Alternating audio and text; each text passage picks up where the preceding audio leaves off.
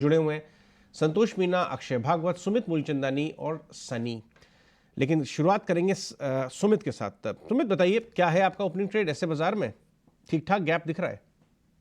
जी बिल्कुल, दो स्टॉक्स पे ध्यान रहेगा। देखिए, एक अभी आपने डिस्कस किया आरबीएल बैंक ने अपना एक रेजिस्टेंस ट्राई कर रहा है क्रॉस करने का। तो बिल्कुल ये जैसे ही अभी हाई क्रॉस करेगा 293 का, एक बाइंग अपॉर्चुनिटी देखिए 303 के लेवल्स के लिए with the stop loss of 287। और एक स्टॉक है फिनिक्स मिल्स। देखिए, फिनिक्स मिल्स का काफी एक अच्छा ब्रेकआउट आया है, फ्लैग एंड पोल का ब्रेकआउट आया है, ट्रेंड लाइन का ब्रेकआउट आया है। तो 3 दिन से आप कंटिन्यू देखिए बुलिश मोमेंटम बना हुआ है। तो ये लग रहा है कि अभी आप इंट्राडे के लिए भी और पोजिशनली भी आप इसको बाय कर सकते हैं। स्टॉप लॉस मेंटेन कीजिए 2360 का for the target of 2550। Okay, Bajaj auto की आप बात कर रहे थे अजय, आज फिर से वापस आ गया 2% मैंने की बताया था तेजी। पुल बैक के अंदर आप बजाज ऑटो को देखिए, बहुत शानदार काम हो सकता है इसके अंदर। इस भाव से 7000 के ऊपर का भाव आपको दिखा रहा है। संतोष मीना, आपका ओपनिंग ट्रेड?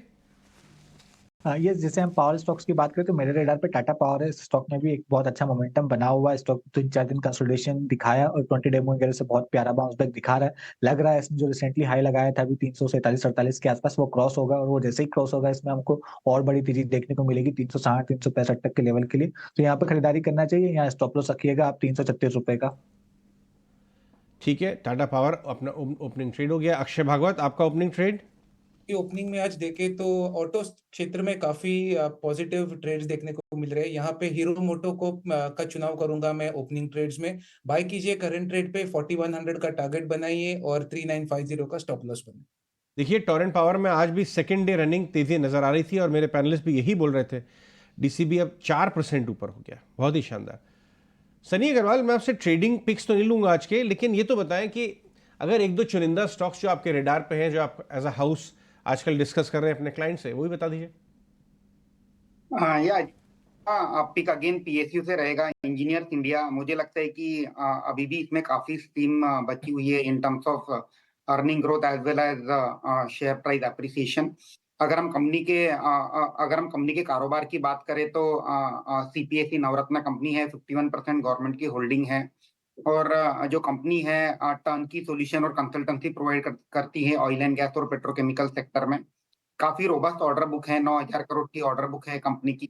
उसमें से 50 से 60% जो ऑर्डर बुक है कंसल्टेंसी बिजनेस की है, जो कि 30-35% मार्जिन का बिजनेस होता है। और जिस तरह से गवर्नमेंट ने जितनी भी ऑयल मार्केटिंग कंपनीज है, इन्होंने जिस तरह से अपना केपेक्स प्लान अनाउंस किया है, इसके चलते इनकी जो बिड पाइपलाइन है काफी रोबस्ट है। 30,000 से 40,000 करोड़ की बिड पाइपलाइन है across refinery, petrochemical, pipeline segment as well as hydrogen. इन्होंने रिसेंटली हाइड्रोजन सेगमेंट में भी अभी फोरे किया है। मुझे लगता है कि एक वैल्यूएशन के लिहाज से भी रिजनेबल वैल्यूएशन पे ट्रेड कर रहा है, 22-23 टाइम्स ट्रेलिंग 12 मंथ अर्निंग पे। और ऑर्डर इनफ्लो काफी जोर से इंप्रूव हुआ है। फर्स्ट हाफ में तकरीबन 2500 करोड़ का ऑर्डर इनफ्लो था, लास्ट ईयर 5000 करोड़ का ऑर्डर इनफ्लो आया है। And one important thing is कि इंजीनियर्स इंडिया ने अभी तक इनका जो प्री कोविड जो प्रॉफिट था अब तक वो अचीव नहीं किया है। मुझे लगता है कि अब अगले 2 से 3 साल में जो प्री कोविड के जो प्रॉफिट लेवल थे वो हम एक्सीड होते हुए देखेंगे। लॉन्ग टर्म के लिहाज से डेफिनेटली आप पोर्टफोलियो में ऐड करना। ठीक है, ये तो हो गया आपका स्टॉक आइडियाज।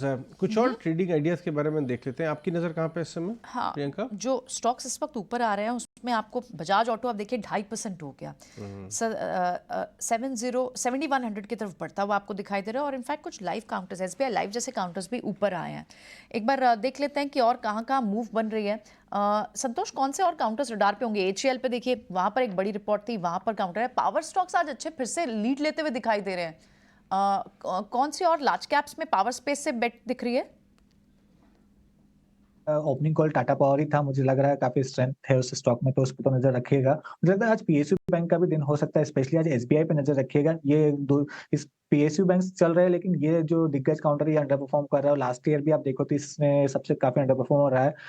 अभी कल शायद बीजीआर की न्यूज थी, इस वजह से कल भी नहीं चला, लेकिन अब चलने को तैयार है। मुझे लगता है एफआईएस के रेडार पे ये स्टॉक बहुत जल्दी आएगा, और जब भी इसमें बाइंग आएगी तो आसानी से एक बड़ी तेजी देखने को मिलेगी। तो इस पर नजर रखिए। ये स्टॉक तैयार है शायद 700 रुपए की ओर बढ़ने के लिए।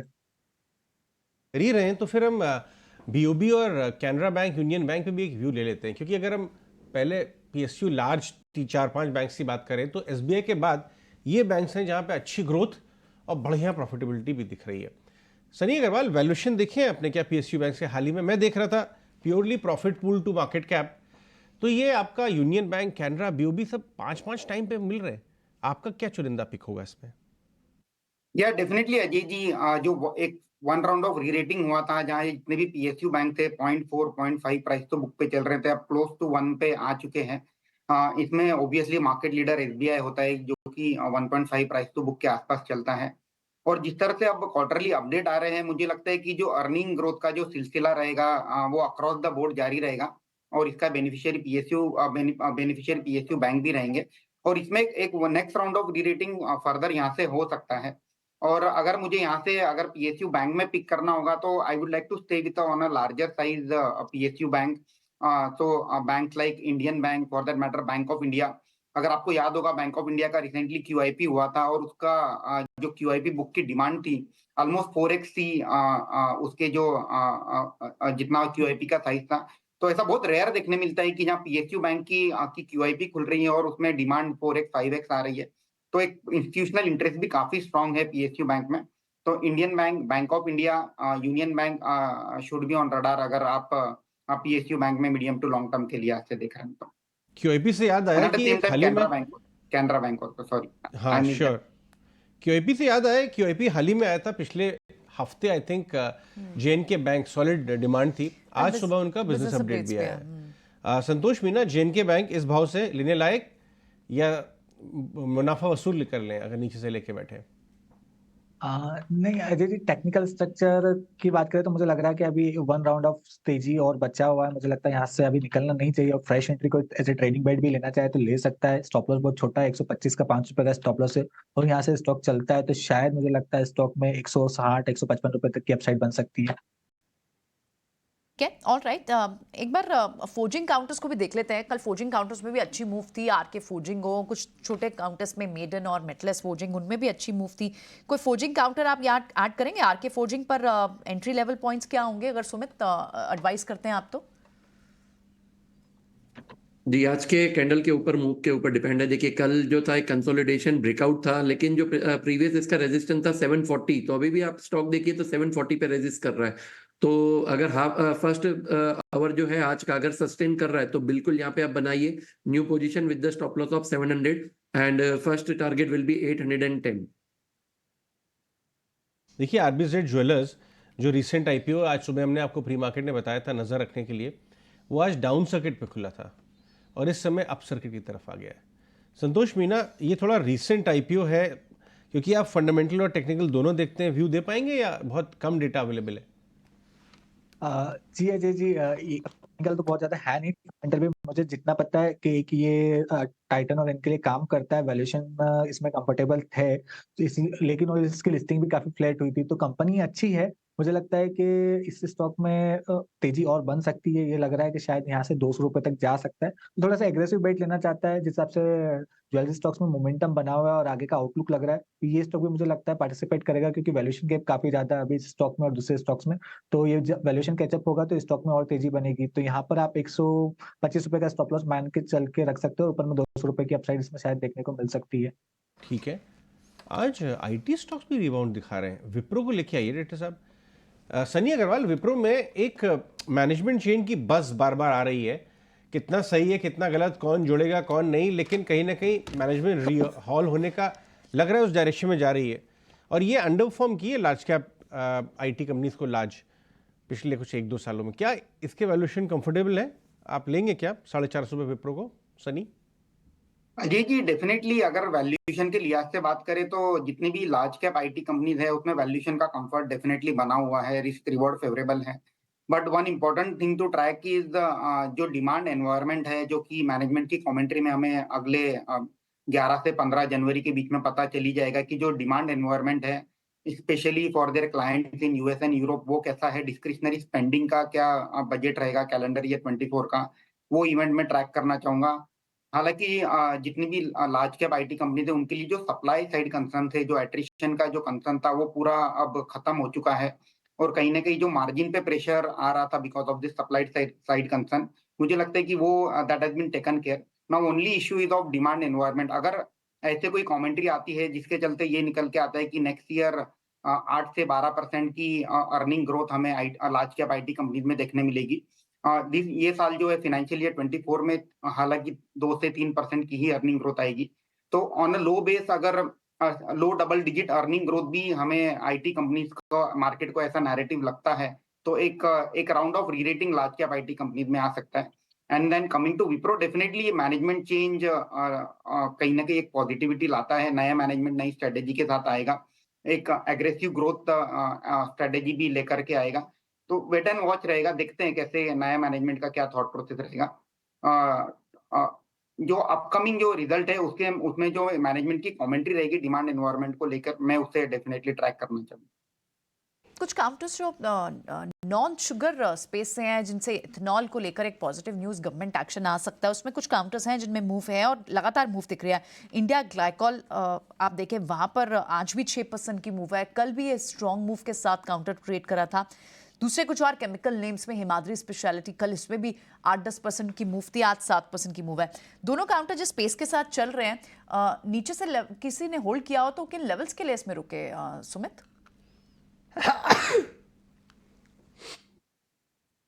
जी, यहाँ पे इंडिया ग्लाइको की आपने पहले बात की, तो देखिए एक रेजिस्टेंस की लेवल पे ही है। पिछली बार ये स्टॉक ने 3 बार सेम लेवल्स फ्रॉम द 970 की जो लेवल है वहीं से ही स्टॉक ने रिजेक्शन दिया था। और अगर आप देखेंगे तो ओवरसोल्ड ओवरबॉट टेरिटरी में है, because it has run from 750 to 950 levels within the few sessions. तो यहाँ पे एक प्रॉफिट बुकिंग के लिए आप ध्यान रखिए, न्यू एंट्री के लिए वेट कीजिए डिप्स का टिल द लेवल्स ऑफ 900। तो यहाँ पे प्रॉफिट बुकिंग कीजिए, that will be much more favourable.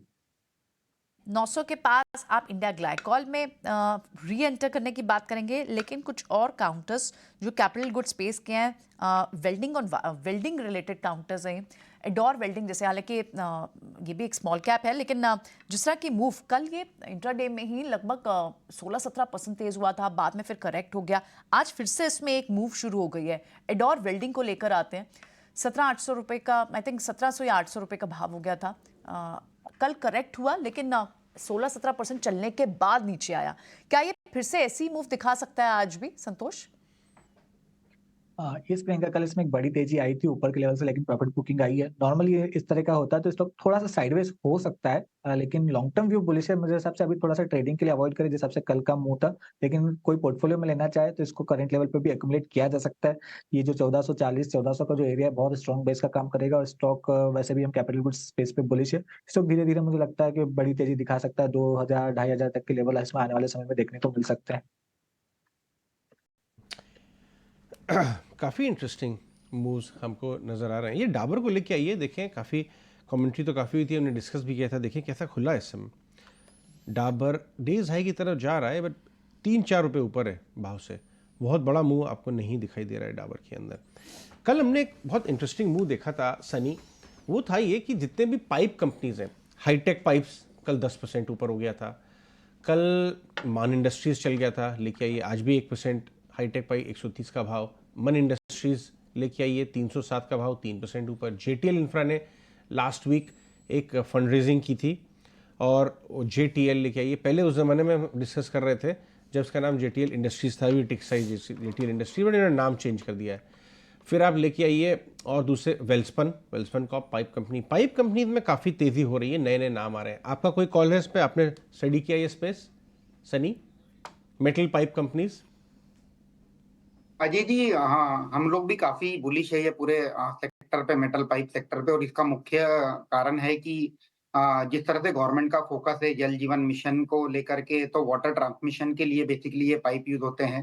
Secondary oil and gas sector में अगर आप देखेंगे, जो पाइपलाइन का जो नेटवर्क है उसमें एक्सपेंशन चल रहा है, उसका बेनिफिट ये सभी कंपनीज को मिल रहा है। और तीसरा, इन इंफ्रास्ट्रक्चर अगर आप देखेंगे, जो स्ट्रक्चरल पाइप जिसे कहते हैं हम, whether it is on airport, railway station पर, वहाँ कहीं ना कहीं पाइप का यूसेज अब बढ़ा है, तो उसका एक कहीं ना कहीं कंजम्पशन बढ़ रहा है। तो पूरे सेक्टर में आप देखेंगे जितनी भी कंपनीज है, सबने एक aggressive capacity expansion plan announce किया है। केस इन पॉइंट जेटीएल अभी 0.3 मिलियन टन पे है। इसकी कैपेसिटी बढ़ करके 0.5 टू 1 मिलियन टन अगले 2 साल में होगी। और अब जो नया मेगा केपेक्स अनाउंस किया है वो 1 मिलियन टन से 2 मिलियन टन FY 27-28 में हो जाएगी। तो 0.3 to 2 million ton capacity expansion over the period of next 3-4 years, it's a huge jump. तो we are constructive on this sector। और इसमें अगर मुझे एक पिक करना होगा एपीएल अपोलो ट्यूब जो कि एक मार्केट लीडर है ये पूरे सेगमेंट में, मैं उसे पिक करना चाहूंगा। हालांकि इसका दिसंबर क्वार्टर का जो अपडेट था थोड़ा वीक आया था। उसका रीजन ये था कि कहीं ना कहीं स्टील प्राइस में जो करेक्शन हुए उसके चलते चैनल में डिस्टॉकिंग हुआ है। बट मुझे लगता है कि जब जैन टू मार्च क्वार्टर की बात होगी, जब डिस्टॉकिंग हुआ तो रिस्टॉकिंग भी होगा, और इसी के चलते जो वॉल्यूम ग्रोथ है जो कंपनी के वैल्यू एडेड प्रोडक्ट से वो बेहतर आते हुए दिखेगी। और एपीएल अपोलो ट्यूब 1800 से 1900 के टारगेट के लिए मैं रिकमेंड करना चाहूंगा with investment horizon of 12 to 18 month. ठीक है, एक और स्टॉक में डिस्कस कर लेता हूँ अक्षय भागवत के साथ, वो है फीनिक्स मिल्स। आपको याद होगा कि हमने कुछ दिन पहले एक पूरा प्लान बताया था फिनिक्स का। ये देखिए, एक स्पेशल शो रियल एस्टेट का आएगा 11 बजे, मजबूत बुनियाद दमदार रिटर्न। लेकिन वापस जाएंगे फिनिक्स मिल्स, ये भी रियल एस्टेट प्ले है एक तरह से। 6% ऊपर हो गया, 2500 क्रॉस करता हुआ इस समय आपको फिनिक्स नजर आ रहा है। अक्षय भागवत, फिनिक्स मिल्स पे क्या व्यू बन रहा है, क्या ये सस्टेनेबल है मूव? जी बिल्कुल, बढ़िया स्टॉक का चॉइस किया आपने। ब्रेकआउट करा है, 4 हफ्ते का ब्रेकआउट है, बहुत ही स्ट्रॉन्ग टेक्निकल चार्ट स्ट्रक्चर है और मोमेंटम पिक करा है आज। तो ये बिल्कुल 2600 से 2650 तक इसके टारगेट बनते हुए दिख रहे हैं। सपोर्ट बेस है 2400 का, तो अब स्टॉप लॉस बनाइए 2375 की, और टारगेट जैसे मैंने कहा 2600 से 2650 बनेगा। तो पॉजिटिव व्यू शॉर्ट टर्म या मीडियम टर्म दोनों के लिए बाय की राय रखूंगा फिनिक्स मिल पे। ऑलराइट, ठीक है, ये तो फिनिक्स मिल पे बात हुई, लेकिन ऑटो काउंटर्स फिर से आपको अच्छी रफ्तार में दिख रहे हैं। हीरो मोटोकॉर्प भी इनफैक्ट 1% तेज है, और बजाज ऑटो तो हमने देखा है कि वहाँ पर मूव आ रही है, और महिंद्रा भी यहाँ पर 1% की मूव है।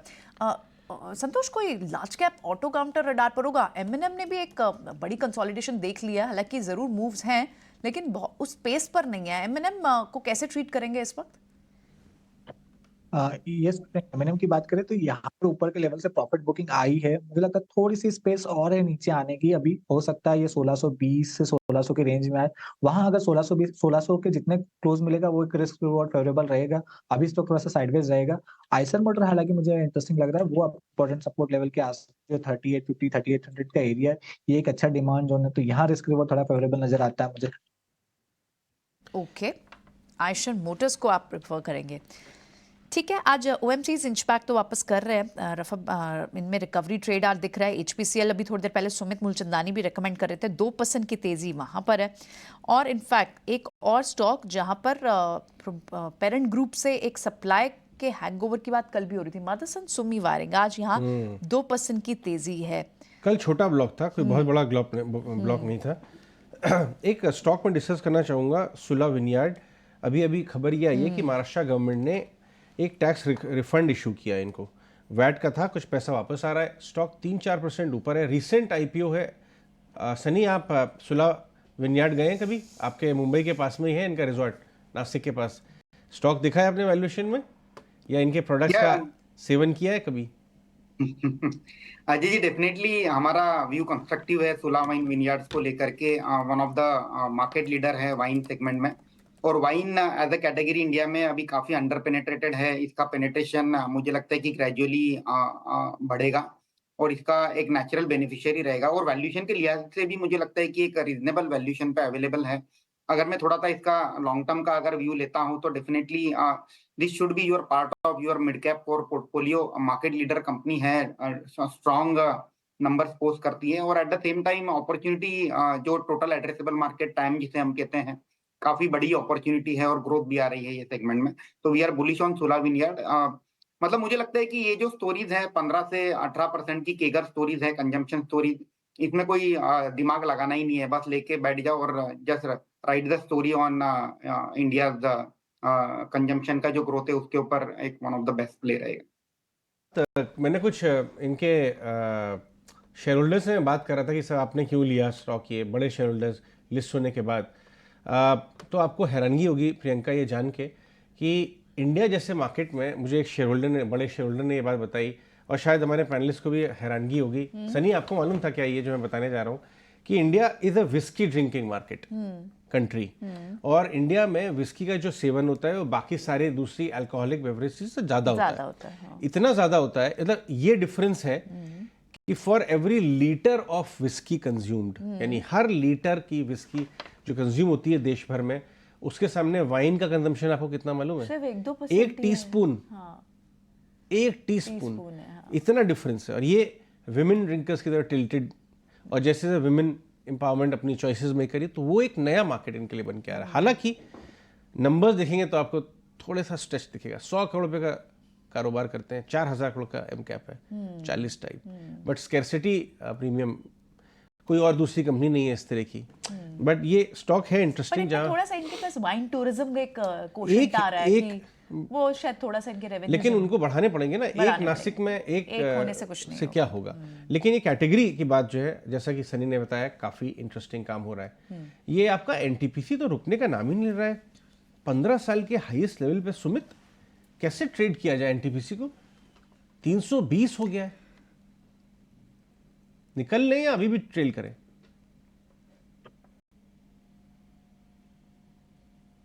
सुमित अनम्यूट करें। सॉरी अजय जी, अगर एक ट्रेडिंग के बेहाफ में बात करें तो देखिए काफी अच्छा एक नेगेटिव डाइवर्जेंस बना हुआ है, तो the best is to trail with the stop loss. अगर किसी का ट्रेडिंग का नजरिया है तो यहाँ पे मेरा एक स्टॉप लॉस जो मेंटेन करना चाहूंगा वो है रहेगा 315 का। लेकिन अगर किसी के पास लंबा नजरिया है, अभी भी 3 से 4 महीने का, तो यहाँ पे आप स्टॉप लॉस मेंटेन कीजिए 300 and till the time just ride the trend, that will be the best strategy.